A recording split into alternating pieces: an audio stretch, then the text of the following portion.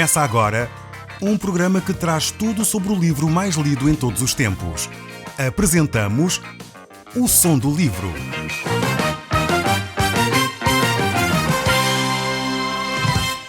Seja muito bem-vindo. Neste podcast vai encontrar o livro mais conhecido e lido em todo o mundo. Vamos levá-lo numa viagem pela história da humanidade. Este é um audiolivro para si, para a sua família e sociedade em geral. Contextualização e comentários de Paulo Chaveiro. Caro amigo, nós continuamos a olhar para o livro dos Atos e para as viagens que o apóstolo Paulo estava a fazer com os seus colaboradores. Nós estamos agora a chegar ao capítulo 17. E neste capítulo 17 vamos olhar diretamente para o texto. Peguemos então nos primeiros versos e diz assim a palavra de Deus. Percorriam agora as cidades de Anfípolis e Apolónia. Chegaram por fim a Tessalónica, onde havia uma sinagoga. Como era seu costume, Paulo entrou na sinagoga e durante 3 sábados seguidos expôs as Escrituras ao povo, explicando-aos profecias acerca do sofrimento do Messias, da sua ressurreição e provando que Cristo era justamente Jesus. Alguns dos ouvintes ficaram convencidos e converteram-se, incluindo grande número de gregos piedosos e também muitas mulheres importantes da cidade. Prezados amigos, temos aqui o apóstolo Paulo mais uma vez nas suas viagens. Ele agora chega a estas cidades e ele vai se dirigir em primeiro lugar à sinagoga de Tessalónica, a fim de ali falar acerca da pessoa de Jesus Cristo aos judeus. Esta era a prática que o apóstolo Paulo sempre tinha. Quando chegava a uma cidade, em primeiro lugar, como primazia, como sinal da honra, ele falava acerca destas boas novas aos judeus, aqueles que já aguardavam há muitos séculos a vinda do Messias. Esta era a razão pela qual Paulo se dirigia às sinagogas. Ele se dirigia para falar de Jesus Cristo. E aqui, durante 3 semanas, Paulo deu estudos acerca da pessoa de Jesus Cristo, acerca da palavra de Deus, mostrando como Jesus era realmente o Messias, era realmente o Cristo, o enviado de Deus. Era necessário que Jesus Cristo padecesse, morresse e ressuscitasse ao 3º dia. Estes eram, sem dúvida alguma, os temas que o apóstolo Paulo anunciava nos seus ensinos. Hoje, muitos dos que se dizem pregadores cristãos transformaram os púlpitos, infelizmente, em algumas tribunas onde abordam assuntos tão diversos, mas que se esquecem de falar acerca de Jesus. Esquecem-se de falar acerca de Jesus Cristo crucificado. Esquecem-se de falar acerca da sua morte, da sua ressurreição. Têm-se esquecido do tema, afinal de contas, central da mensagem do Evangelho. O resultado da pregação de Paulo foi que os gregos, homens e mulheres, ficaram tão entusiasmados com estas notícias que seguiram a Cristo. É uma expansão, mais uma vez, do Evangelho de Jesus Cristo. E o apóstolo, na sua viagem missionária, vê então os frutos do ensino da palavra de Deus. O texto bíblico então diz: mas os judeus, cheios de inveja, incitaram uns quantos arruaceiros para provocarem uma agitação. Esses assaltaram então a casa de Jason na ideia de levarem Paulo e Silas perante o tribunal, a fim de serem castigados. Como não os encontraram ali, arrastaram a Jason e alguns outros crentes à presença dos juízes. Paulo e Silas têm andado a virar do avesso todo o mundo e agora estão aqui a perturbar a paz da nossa cidade, clamaram. E Jason abriu-lhes a porta da sua própria casa. Todos eles são culpados de traição, porque seguem outro rei, Jesus, em vez de César. O povo da cidade e também os juízes ficaram alarmados com esta acusação e só os deixaram partir depois de terem pago uma caução. Vemos que os judeus continuam como inimigos de Cristo. Ficaram com inveja da obra que Deus estava a fazer através de outras pessoas. Eles tinham, de facto, todas as vantagens em relação aos outros povos. Tinham a palavra de Deus, tinham o Velho Testamento, tinham tido os profetas, mas eles estavam a rejeitar a palavra de Deus. Então procuraram, mais uma vez, maltratar Paulo. Como não encontraram Paulo, levaram este homem, assim como a sua casa, à presença das autoridades, diante do tribunal. Para eles, os apóstolos estavam a transformar a cidade. A acusação feita aos cristãos era muito séria, pois literalmente queria dizer que eles estavam a colocar o mundo de pernas para o ar, estavam a provocar uma revolução, um golpe de Estado. Era basicamente esta a acusação. E então aqueles juízes ficaram muito perturbados diante desta situação. O povo aceitava em massa o Evangelho de Jesus Cristo e no prazo de 3 séculos o cristianismo realmente dominou o Império Romano. Hoje o Evangelho de Cristo continua a ter grande poder para transformar vidas. Transforma muitos lares, pessoas que estão amarradas e subjugadas por vícios são libertas pelo poder do Evangelho de Jesus Cristo. É realmente isso que Deus tem feito, porque o Evangelho de Jesus Cristo é o poder de Deus para a salvação de todo aquele que crê. Todas as revoluções passam, todos os movimentos ou sistemas humanos caducam, porém o Evangelho de Cristo é aquele que pode transformar uma vida para toda a eternidade. É importante que pessoas ouçam a palavra de Deus e deixem Deus trabalhar no seu coração, que de alguma forma adotem os princípios que Deus dá na sua palavra. E quando alguém se encontra com Cristo, realmente ele é transformado de uma forma radical. A palavra de Deus diz, ou dá a imagem de que a pessoa é transportada das trevas para a maravilhosa luz de Cristo Jesus.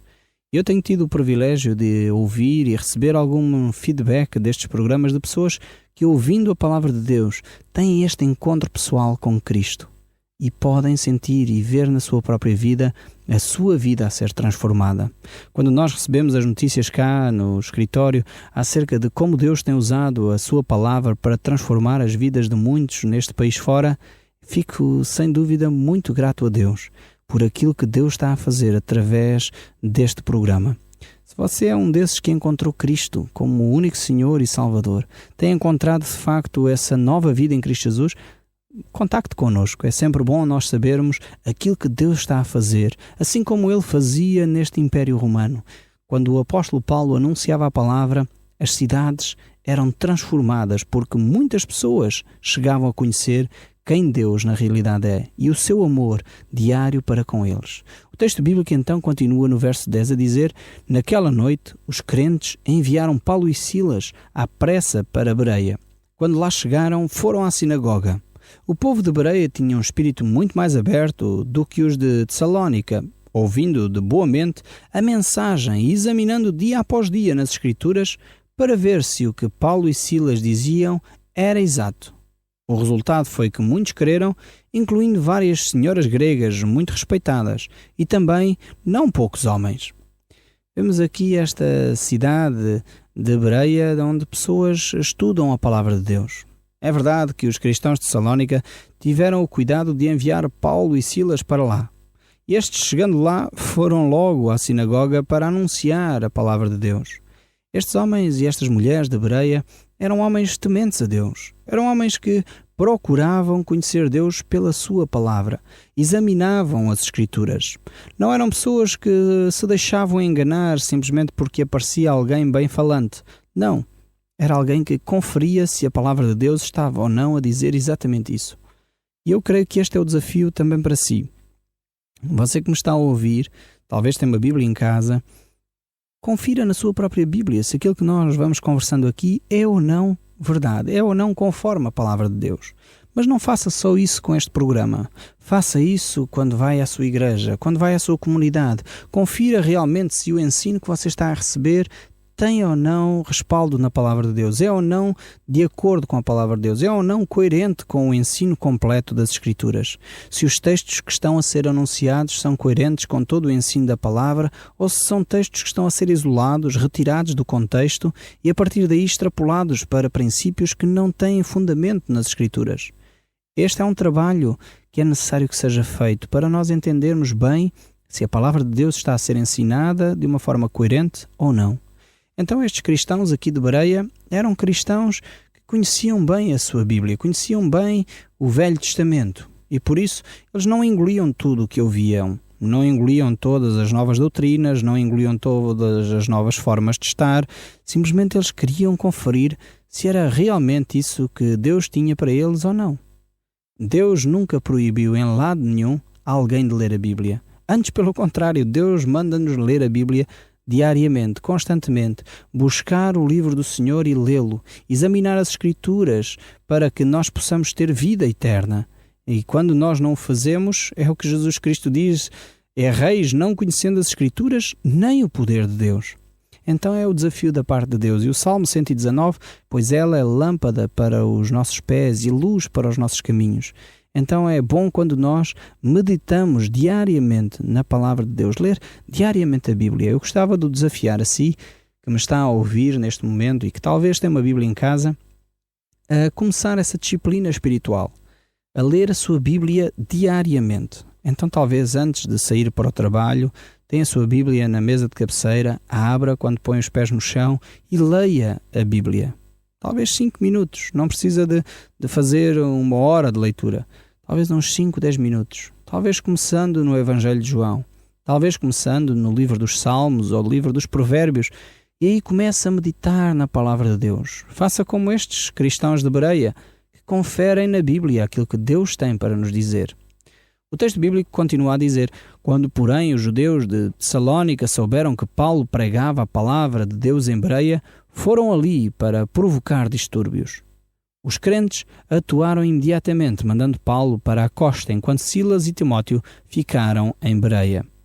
Vemos aqui mais uma vez que estes judeus eram insistentes. Faziam viagens tremendas para tentar perturbar o ensino da palavra de Deus. Ainda hoje presenciamos este tipo de comportamento. Pessoas que querem perturbar a palavra de Deus e fazem investimentos tremendos, quer em termos de tempo, quer em termos financeiros, para tentar lançar mentiras, para tentar lançar perturbação naqueles que ouvem a palavra de Deus e seguem o ensino de Deus. Então está aqui o mesmo padrão, é mantido desde o início do cristianismo. Mas voltando então aqui ao texto bíblico, enquanto Paulo os esperava, portanto esperava por Silas e Timóteo, enquanto Paulo os esperava em Atenas, ficou perturbado com o grande número de ídolos que via por toda a cidade. Atenas era uma cidade muito grande, era um centro cultural muito famoso, mas era uma cidade ao mesmo tempo muito idólatra, com muitas imagens, onde as pessoas tinham cada uma quase o seu Deus. E Paulo, ao presenciar aquilo, ficou de facto perturbado. Quando o homem de facto abandona a palavra de Deus, quando o homem despreza aquilo que o Evangelho traz como a libertação de Deus para o homem, muitas vezes o homem mergulha na feitiçaria, na superstição, na idolatria. A pessoa fica desorientada espiritualmente. Todo o ser humano tem necessidades espirituais. Não há ninguém à face da terra que consiga viver sem uma orientação para um ser superior, alguém que coordena o mundo, alguém que governa tudo. E de facto a Bíblia chama a esse ser Deus. E é necessário que cada um de nós oriente a nossa vida espiritual. Quando o homem não segue aquilo que a Bíblia diz como essa lâmpada para os nossos caminhos, essa luz que ilumina o nosso caminhar, de facto aí nós ficamos perdidos. Por isso é tão importante nós voltarmos para as Escrituras. É tão importante nós olharmos para a Bíblia e vermos os caminhos que Deus tem para cada um de nós. A idolatria de facto afasta-nos de Deus. E a Bíblia fala muito sobre esta questão. Quantas vezes as pessoas procuram soluções fora de Deus, nos seus ídolos, consultando os mortos, fazendo esta ou aquela superstição, tendo ou esta ou aquela atitude, mas não buscam na realidade a Deus. É necessário nós voltarmos à palavra de Deus, voltarmos àquilo que Deus tem como a forma de nos relacionarmos com Ele. E isso é a pessoa de Jesus Cristo. Na realidade, isto acontece ainda hoje no nosso mundo. Apesar de vivermos neste século tão conhecedor de tantos avanços científicos, apesar de tantas conquistas, de tanto computador, de tanta informática, tanto avanço, muitas vezes o homem continua vivendo subjugado por superstições, por coisas que não têm fundamento na Bíblia, por relações e imagens que o conduzem de forma a se afastarem daquilo que Deus é. Então nós, mais uma vez, necessitamos voltar àquilo que Deus é. E Deus é amor. Deus é aquele que quer nos oferecer uma relação com Ele. Deus é aquele que é eterno. Deus é aquele que é bondade e misericórdia. Deus é aquele que manifestou o seu amor em Cristo Jesus. E Jesus disse: eu sou o caminho, a verdade e a vida. E ninguém vai ao Pai senão por mim. Jesus disse ainda: eu sou a luz do mundo, e quem me segue não andará em trevas, porque tem a luz da vida. A luz veio ao mundo, porém os homens amaram mais as trevas do que a luz, porque as suas obras eram más. E este é o nosso Senhor Jesus Cristo, que se apresenta como a luz, como o caminho, como aquele que nos quer levar de volta ao Pai. Mas vamos voltar aqui ao nosso texto bíblico, e diz o verso 17: então foi à sinagoga discutir com os judeus e com os gentios piedosos, e falava diariamente na praça pública para quem o quisesse ouvir. O apóstolo Paulo apresenta a palavra de Deus diariamente, tanto nas sinagogas, tanto aos judeus como aos gentios, como nas praças. Esta, de facto, era a atitude que o apóstolo Paulo tinha. Ele falava de Jesus Cristo, falava do poder de Deus, aonde ele podia, pois ele estava, de facto, imbuído desse Espírito, o Espírito Santo. Ele tinha tido uma experiência com Deus que não podia guardar só para si. Ele tinha, de facto, reconhecido que Jesus Cristo é, de facto, esse poder de Deus para a salvação. Jesus Cristo é a manifestação do amor de Deus de uma forma muito palpável. É o Verbo feito carne. E então ele partilhava isso com as pessoas em qualquer parte onde ele estivesse. E o verso 18 diz: e teve também um debate com alguns filósofos epicuristas e estoicos, mas quando lhes falou em Jesus e na sua ressurreição, a reação foi: mas o que quer dizer este fala barato? Parece que não anda aí a fazer propaganda de uma religião estrangeira. Então temos aqui estas discussões e as pessoas começam então a desviar o assunto. Os epicureus eram filósofos, seguidores da filosofia de Epicuro, e ensinavam que o prazer era o supremo bem do homem.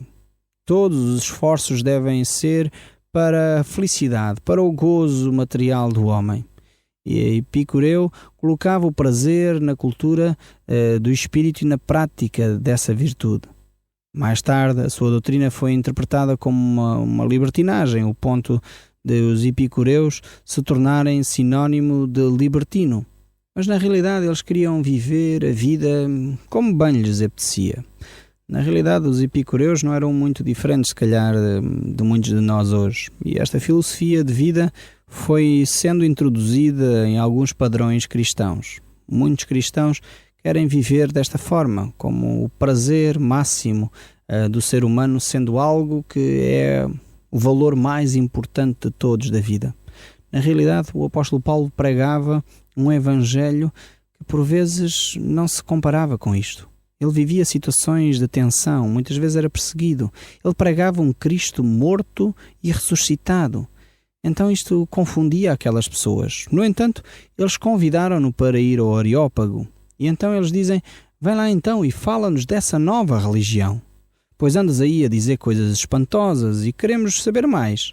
Convém explicar aqui que todos os atenienses e também todos os estrangeiros residentes em Atenas passavam o tempo a discutir as ideias novas que iam aparecendo. Este era um hábito para os gregos. Como eu já disse, Atenas era um centro cultural onde as grandes ideias surgiam e eram debatidas muitas vezes por dias e meses e anos. Então Paulo aparece e as pessoas acham que isto seria mais uma nova filosofia, seria mais uma ideia interessante, e então era algo que deveria ser explorado, algo que deveria ser conversado. Convidam Paulo então a ir a esse Areópago para lá então falar acerca desta nova religião. Isto revela mais uma vez o estado de espírito e a natureza humana. Os seres humanos são de alguma forma ávidos de conhecimento, procuram constantemente mais sabedoria, mais informação. E hoje somos bombardeados constantemente com informação. O ser humano é assim, procura ter o máximo de informação possível no menor espaço de tempo possível. E já aqui, no tempo do apóstolo Paulo, a situação era assim. Esta cidade de Atenas era um espaço onde a cultura, onde a informação se cruzava a uma velocidade estonteante para aquela época. Ali havia a concentração de toda a sabedoria, de todos os filósofos, de toda a informação.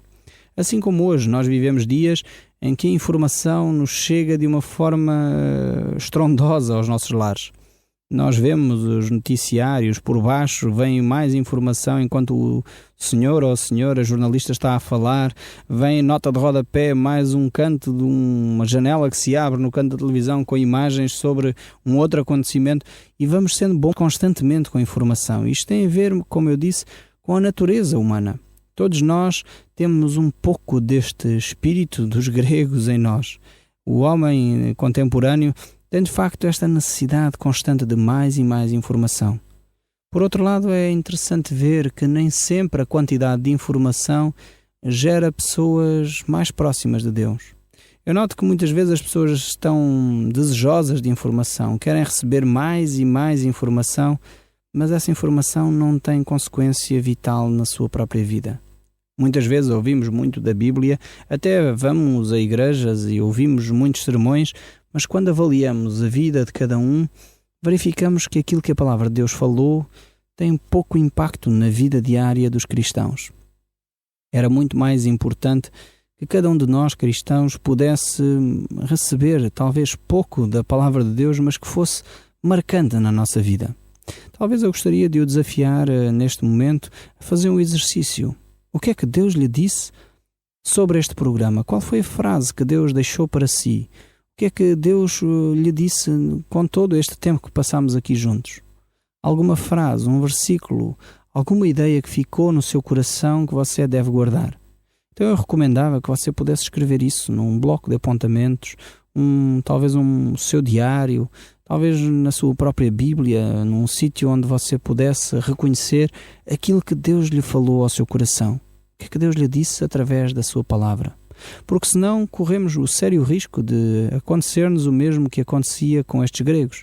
Receber muita informação, achar curioso aquilo que a Bíblia diz, achar interessante estas novas tecnologias e ouvir a Bíblia pela rádio, mas na realidade depois essa palavra de Deus não tem impacto na nossa vida. Então registre essa palavra num local que você vai utilizar para se relembrar e deixe Deus continuar a falar consigo através desse texto bíblico. O Som do Livro, uma produção da Rádio Transmundial de Portugal.